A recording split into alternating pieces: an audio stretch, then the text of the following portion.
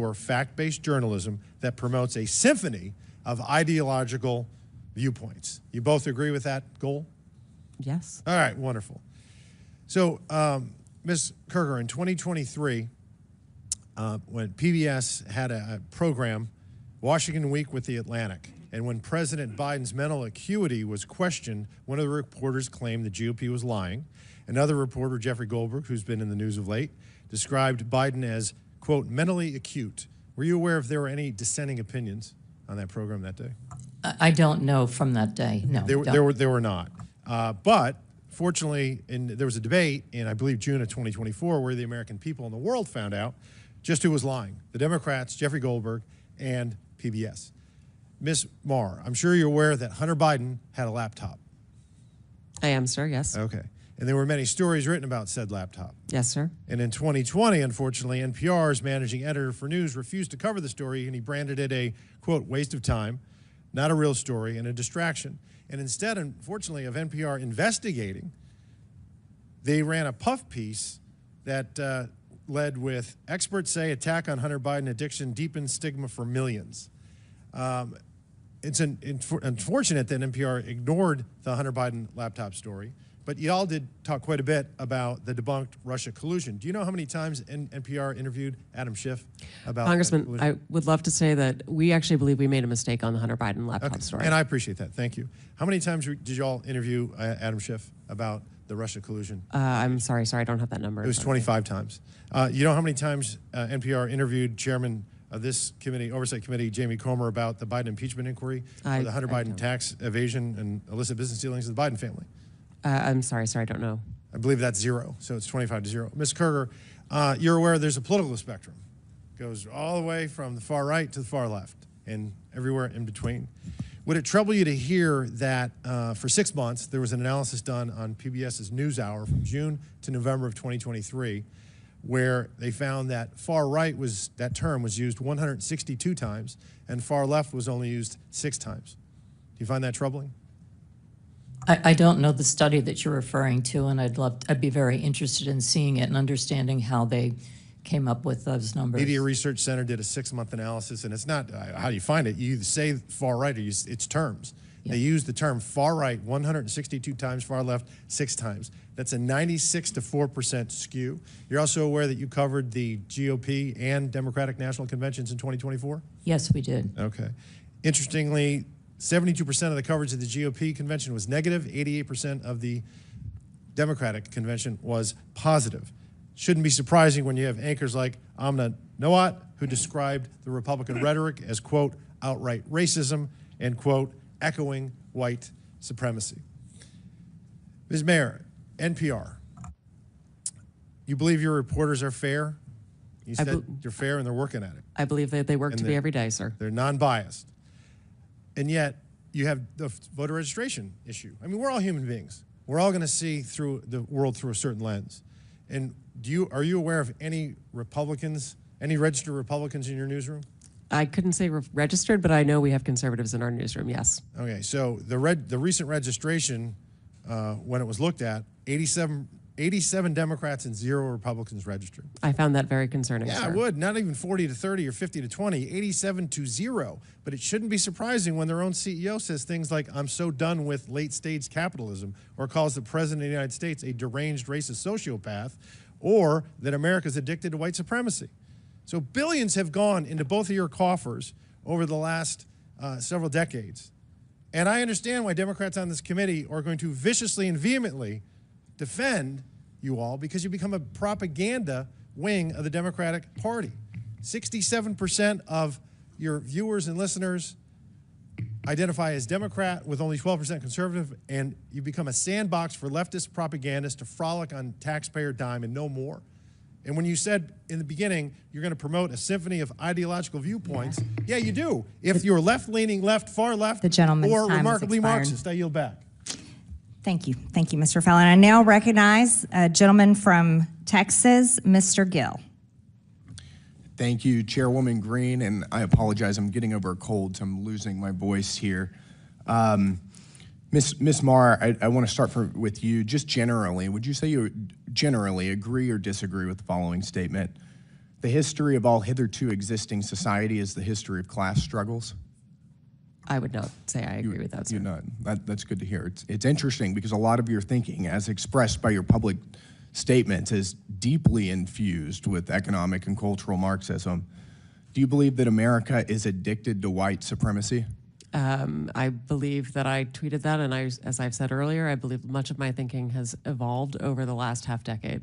It has evolved. Why did you tweet that? I don't recall the exact context, sir, so I wouldn't be able to say. Okay. Do you believe that America believes in black plunder and white democracy? I don't believe that, sir. You Don't know where tweeted statement that in comes from. reference to a book you were reading at the time, apparently, The Case for Reparations. I don't think I've ever read that book, sir. You tweeted about it. You said you took a day off to fully read The Case for Reparations. You put that on Twitter in January of 2020. Apologies, I don't recall that I did. Okay. I'd no doubt that your tweet there is correct, but I don't recall that. Okay. Do you believe that white people inherently feel superior to other races? I do not. You don't. You tweeted something to that effect. You said, I grew up feeling superior. Ha, how white of me. Why did you tweet that? I think I was probably reflecting on what it was to grow up in an environment where I had lots of advantages. It sounds like you're saying that white people feel superior. I don't believe that anybody feels that way, sir. I was just reflecting on my own experiences. Do you think that white people should pay reparations? I've never said that, sir. Yes, you did. You said it in January of 2020. You tweeted, yes, the North, yes, all of us, yes, America, yes, our original collective sin and unpaid debt, yes, reparations, yes, on this day. I don't believe that was a reference to fiscal reparations, sir. What kind of reparations was it a reference to? I think it was just a reference to the idea that we all owe much to the people who came before us. That's a bizarre way to frame what you tweeted. Okay, how much reparations have you personally paid? Sir, I don't believe that I've ever paid reparations. Okay, it's just for everybody else. I'm not asking anyone Seems to to pay be what you're reparations, sir. suggesting. Do you believe that looting is morally wrong? I believe that looting is illegal, and I refer to it as counterproductive. I think it should be prosecuted. Do you believe to the it's full extent of the morally law. wrong, though? Of course. Of course. Then why did you refer to it as counterproductive? It's a very different way to describe it. It is both morally wrong and counterproductive, as well as being You illegal. tweeted, it's hard to be mad about protests in reference to the BLM protests, not prioritizing the private property of a system of oppression. You didn't condemn the looting. You said that it was counterproductive. NPR also promoted a book called In Defense of Looting. Do you think that that's an appropriate use of taxpayer dollars? I'm unfamiliar with that book, sir, and I don't believe that was at my You time at tweeted NPR. that you read that book, but I don't believe that I did read that book, sir. do you think that a few years ago, NPR educated America about, quote, the whole community of genderqueer dinosaur enthusiasts? Do you think that that's an appropriate use of tax dollars? I was not at NPR at the time, sir. That's not the question, though. Do you think that that's an appropriate use of our tax dollars? I think our tax dollars that we use are to be able to provide a wide range of I'll perspectives. take that as a yes. You do believe that that's appropriate. Your health advisor at NPR also stated in an interview that, quote, fear of fatness is more harmful than actual fat. Would you like to explain how fear of fatness is more harmful than actual fat? That's an editorial at NPR. I am not familiar with the editorial, and I don't believe that was published during my time here. It's called Diet Culture is Everywhere. Here's how to fight it. Do you think that that's an appropriate use of taxpayer dollars? I think any reporting on health is an appropriate use of You've taxpayer spent- dollars, yes. And you think that editorializing that fat is not unhealthy is appropriate? I don't know what that article is, sir, and I'm not familiar with it, so I This couldn't is say. fake news. Do you think that basic accommodations like doorways or seat belts represent, quote, latent fat phobia? I don't have an opinion. It's on that, also sir. from NPR. Do you think civility is racist? No, sir.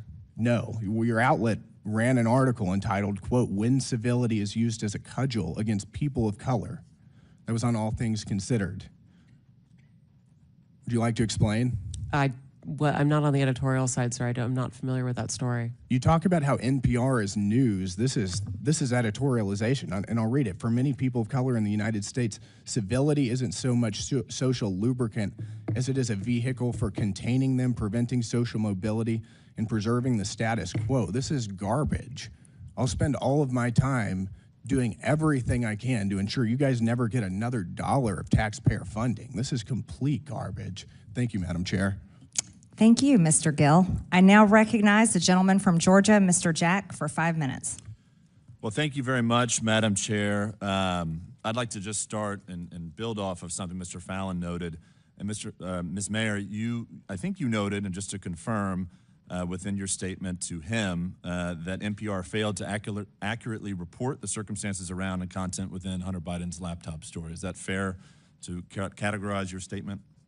Our current editorial leadership believes that we made a mistake not reporting the story and more reporting it earlier, yes. And I recognize you weren't there at the time, but what institutes and control, what have you done to ensure that never happens again? A number of things, sir, and thank you for the opportunity to speak to them. We have hired additional editor core, which we refer to as our editorial review, to make sure that all stories before they go out are comprehensive and well reviewed. We've instituted a monthly review to ensure that the most challenging stories of every month, we go back and we look at what we may have missed in order to not miss issues again and change processes and policies to be able to have more robust conversation and to ensure all areas and all views are considered. We have hired analysts to be able to count the number of stories that we're running on any particular issue, including whose voices are represented. We've moved from bringing pundits on air to trying to bring direct policymakers on air so that we can ask questions of policymakers rather than hearing through other people's perspectives. Those are just a few of the things we've done so far. I've got a couple others if you have time. Thank you, and you can submit those for the record. Would you suggest then that the failure to accurately report those circumstances and the content around that story, would you suggest today, as I feel and many others feel, that impacted the 2020 election? I could not say, sir. I don't know. Well, I ask because you have a broad viewership, broad listenership, and I'm just curious if it is so broad and it is so necessary for us to continue to give taxpayer funds, as you all submit, to me, to misaccurately report something that's incredibly important around a 2020 election is very concerning. So welcome another thought from you there. I believe that we made a mistake, as I said, and I believe that we have taken that to heart and are focused on how do we report and report effectively and in a timely fashion on all the issues that matter to all Americans. I hear your concern, sir, and I want you to know that we are truly working on this. I'd like to spend the rest of my time talking about funding, and I know that some of my colleagues talked about it a little bit today, but could you walk us through the amount of money that NPR receives from CPB annually? Yes, sure, sir. We receive $11.2 million this past year, the majority of which goes to the public radio satellite system, which we operate on behalf of the entire public radio network. We also received a smaller amount of funding in the course of the past year that went to help us hire those additional editors and analysts in order to be able to beef up that editorial review. We received funding to support the coverage of the recent election in order to make sure that we had our journalists all across the country and were able to speak to Americans of all different political backgrounds. And what percentage of your budget share comes from the federal government? Depending on how you count it, sir, it's less than 5%. And to help me understand too, the CPB, as I understand it, Congress has appropriated $500 million to CPB. It flows out, and I think smaller radio stations go and apply for grants for it. Do you receive payment from smaller radio stations through licensing agreements and things of that nature? We do, and the fees for that are designed around the amount of funding that they get from private member donations. So the fees are not designed around federal funding. They're designed around what sort of direct private support and donations they receive from members and listeners. Well, I noted Mr. Jordan today suggested that you all are fundraising off this hearing today, and a question that I have then, if you receive less than 5%, and over today you've said that private funding helps support the mission and the work of NPR, could NPR survive without the 5% that we give NPR annually?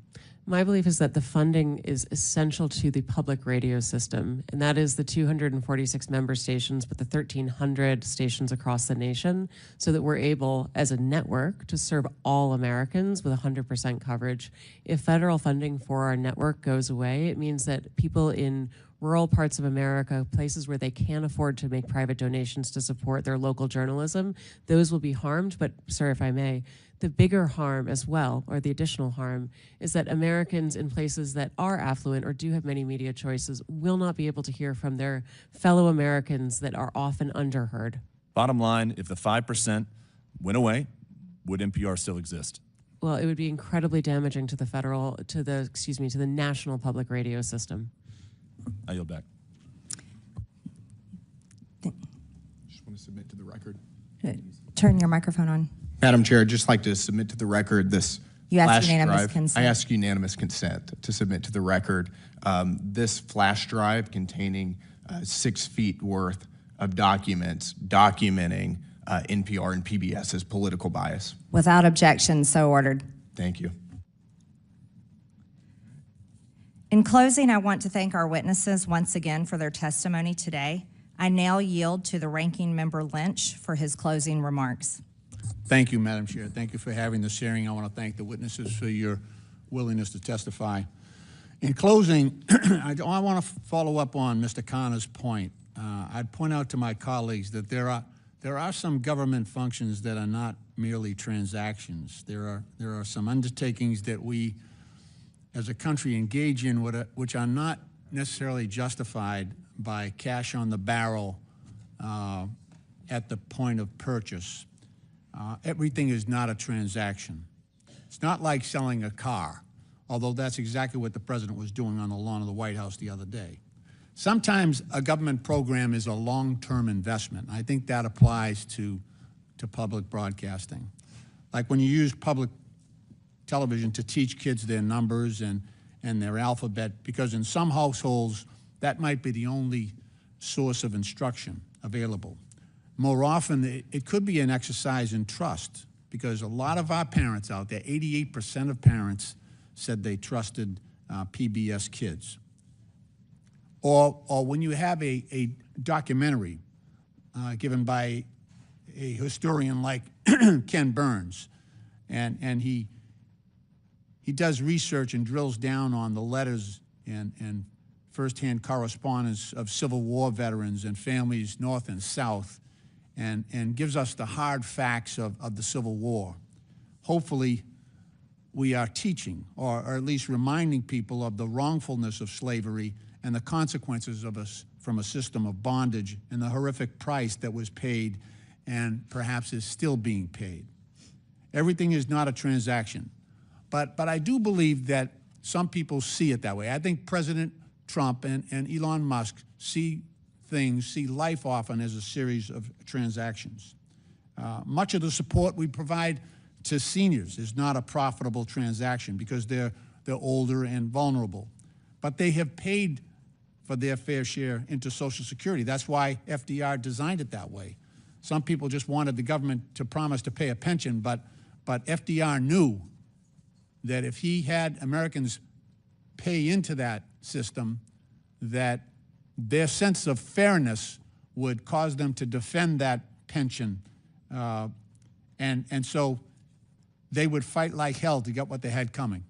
It sounds like we might have to test that theory if Elon Musk and Howard Lutnick have their way.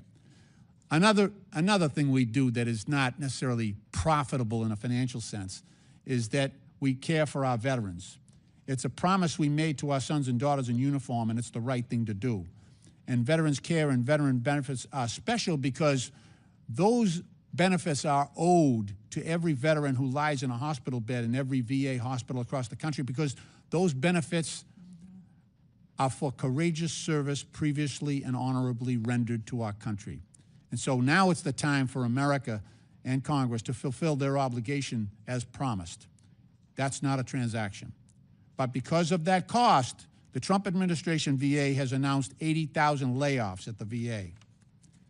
Trump and Vance also see support for Ukraine as a transaction, even though they've been invaded by Russia and are fighting for their lives and their freedom. As we saw a couple of weeks ago, for President Trump and Mr. Vance, it was a power transaction. And as the president insisted, Zelensky had no cards to play. And as Vance pointed out, he refused to sufficiently bend the knee, and he didn't dress up. These examples point out the nature of the presidency. Throughout our history, the president has never been viewed as the huckster in chief. Instead, our most successful presidents have occupied a position of what could be seen as moral leadership, which might cause some to conclude that America is bankrupt right now. But I have hope in the genius of our Constitution, that the checks and balances of our government framework might once again compensate for that shortcoming in the White House. It could be that Congress might provide that balance, or it may be the judicial branch that steps into the breach, or it might require the ultimate source of power in our system, the people themselves, to demand that we fulfill our obligations to all those most vulnerable in our country: wounded veterans, seniors, children, and the poor, to whom so much is owed. Madam Chair, I appreciate the opportunity here to address this issue. I would have preferred that we were talking about the security breach that occurred recently, but perhaps that will be for another day. But I thank you for your courtesy, and I yield back. I now recognize myself for closing remarks. The United States is $36 trillion in debt. In fiscal year 2024, the government spent over $1.8 trillion more than it took in.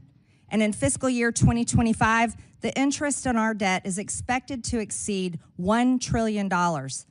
As we continue investigating waste, fraud, and abuse, and we can look no further than the Corporation for Public Broadcasting, the LGBTQ indoctrination of our children, the systematic racism narrative, and the support for censorship being pushed by the heads of NPR and PBS are just several of the many abuses of taxpayer dollars. And if you are one of the select few who might support such content, you can personally support and fund it with your own money through private donations, because the reality is the United States of America is broke and can't afford it. And after all, PBS and NPR are already fundraising off of this committee hearing. The American people are closely following along today in this long-awaited hearing to hear the case for why Americans' hard-earned tax dollars should continue for public broadcasting. I think from what we have heard here today, the American people will not continue to allow such propaganda to be funded through the federal government with their hard-earned tax dollars. The Corporation for Public Broadcasting that we give over $500 million to no longer serves the public. It serves a narrow audience of wealthy, liberal elites who are out of touch with everyday Americans. Not only have the times changed and the American people who once needed these outlets can now access the news anywhere at any time, but the content that is being put out through these state-sponsored outlets is so radical, it is brainwashing the American people and, more significantly, American children with un-American, anti-family, pro-crime fake news. The American people do not support their taxpayer dollars going to NPR articles like, "How is sex determined? Scientists say it's complicated," which discusses how biological sex is not limited to male or female. Or another article about how stories on crime are rife with misinformation and racism. Or about how birds and trees are racist. Over a 7-month period, the Media Research Center discovered the PBS NewsHour gave over 90% of the airtime to the left on gender ideology stories, 90%. As mentioned earlier, PBS was the outlet that featured the child predator drag queen on the education show for kids ages 3 to 8 years old. And to clarify the record, because our witness, Ms. Kerger, lied under oath and said it wasn't featured on PBS, this show was aired on PBS on April 1st, 2021, and we will take a look at this video right now. We're using a TV today because our audio system is having problems. Let's go ahead and watch this video.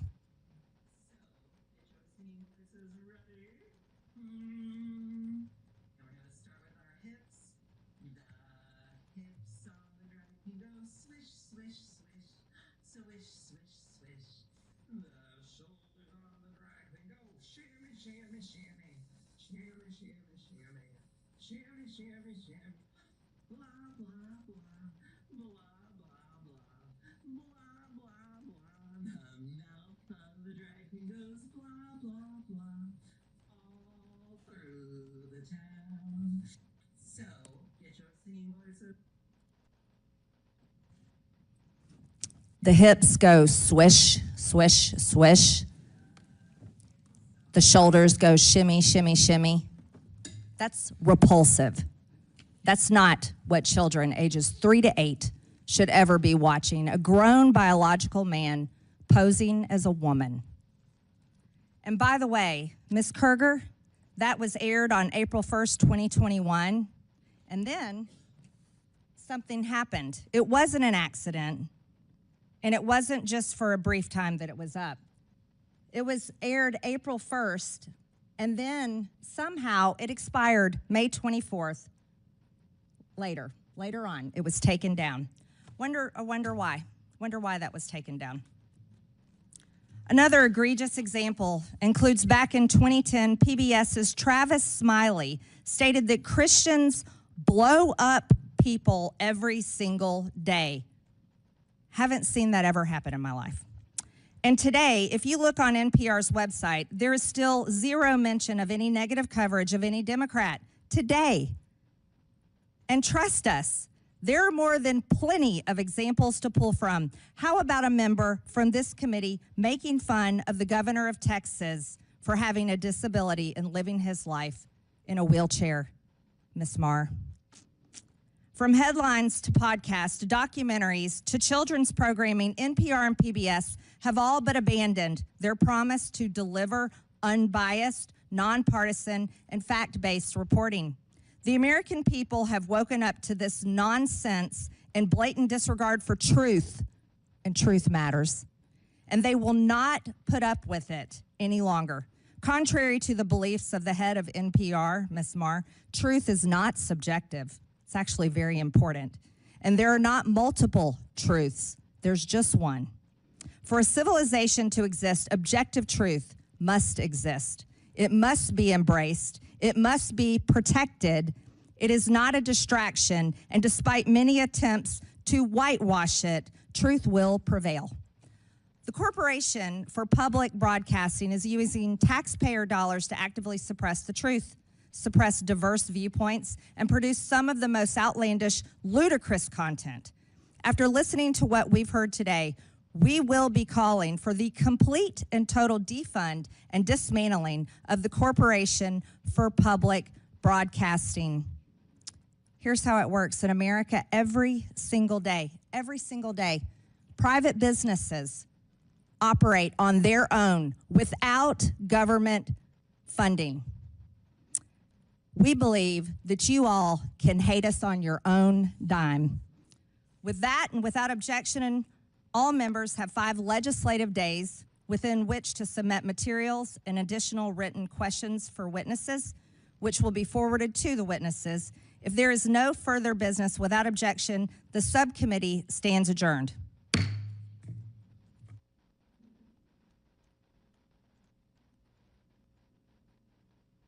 $500 million federal taxpayers spend annually to fund public radio and television. A big chunk of this subsidy flows to National Public Radio and Public Broadcasting Service.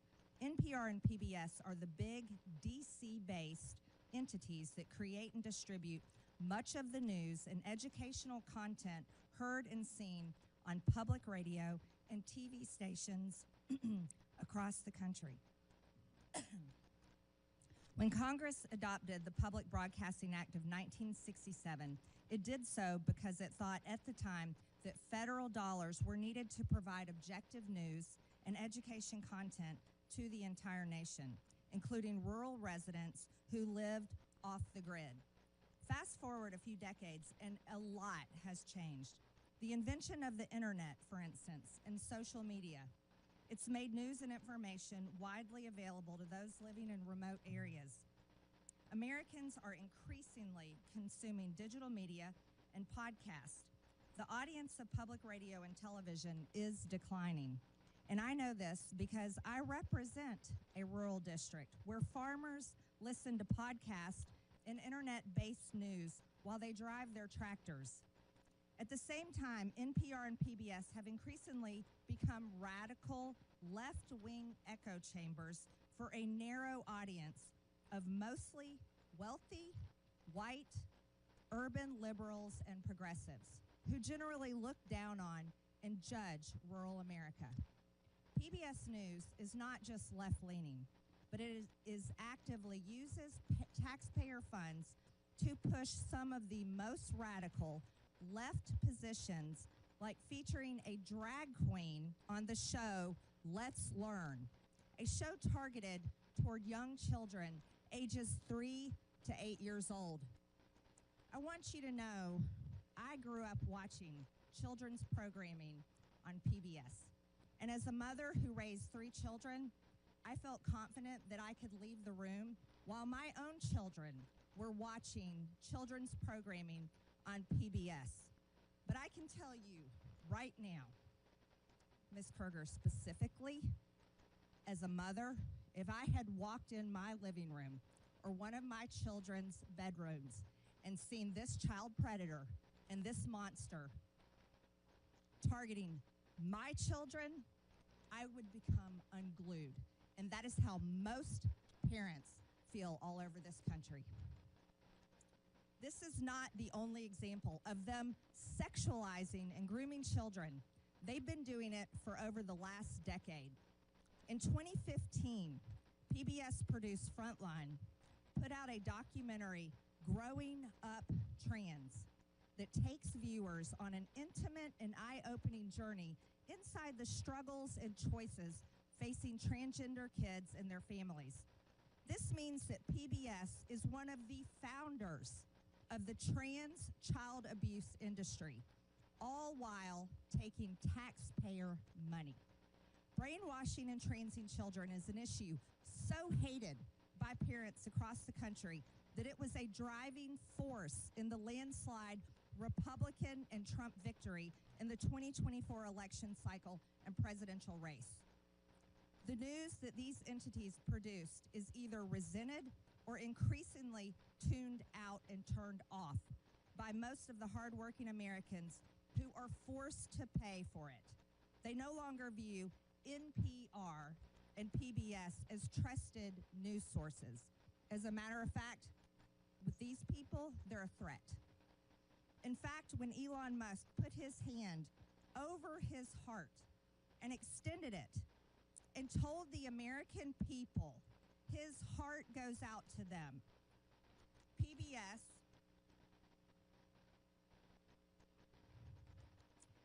News posted the clip, called it a fascist Nazi salute, and described how it was similar to the same Heil used by Nazis at their victory rallies.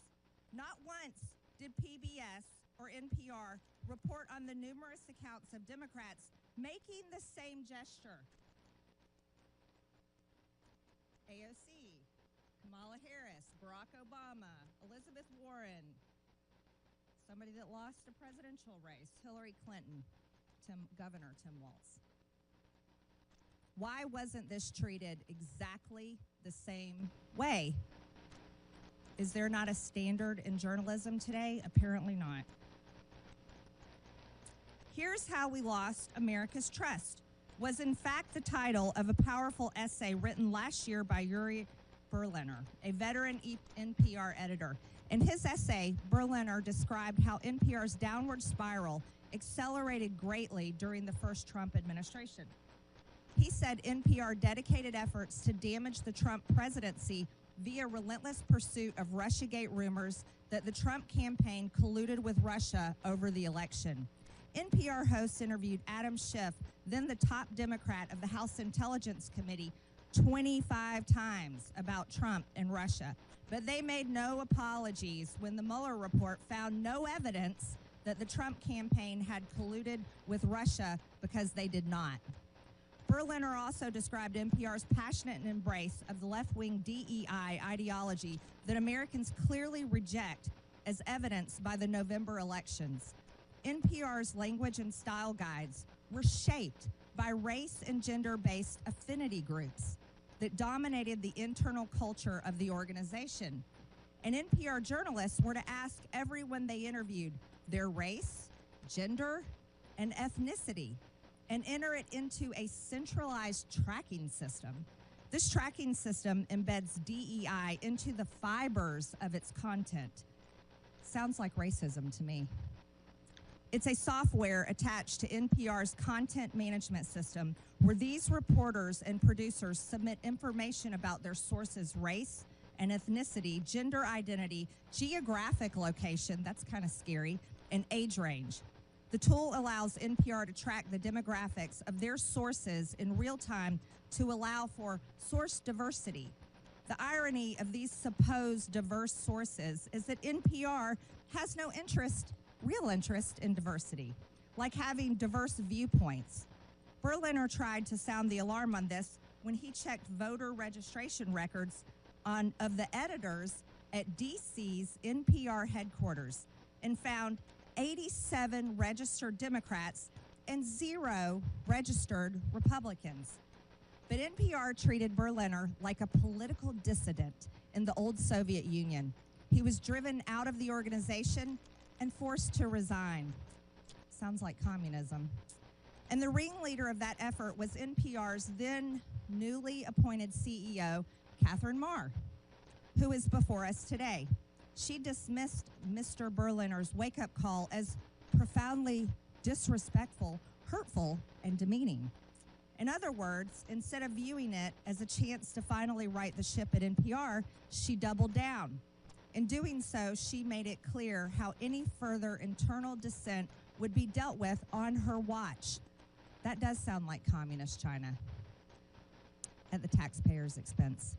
And no one should be surprised. NPR installed her in the top job after Ms. Marr was firmly on record with a litany of public comments and social media posts displaying her ultra-progressive views, her scorn for free speech, and her fondness for censorship.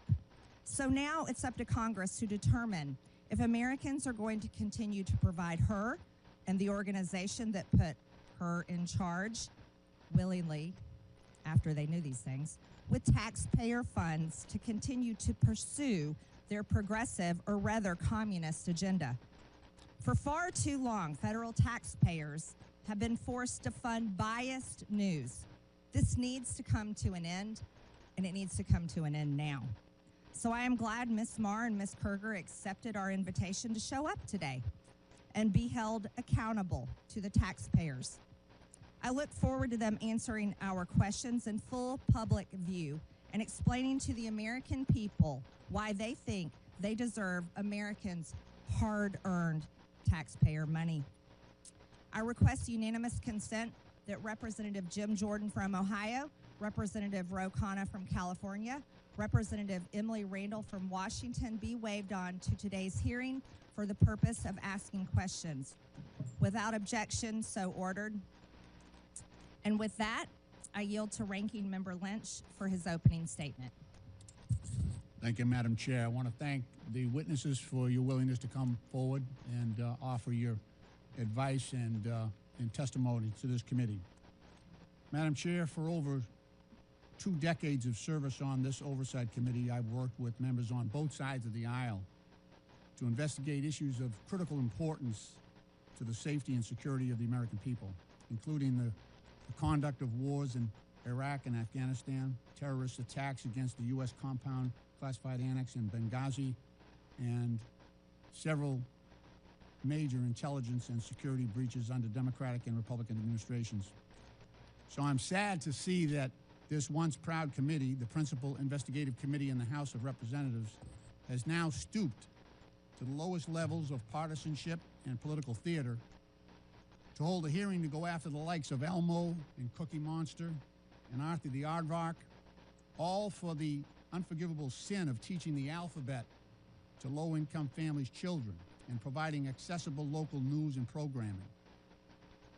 This hearing also comes at the direction of President Trump and Elon Musk, who have repeatedly called for the defunding of all public media and claimed that media organizations such as PBS and NPR are, and I quote, a liberal disinformation machine, close quote.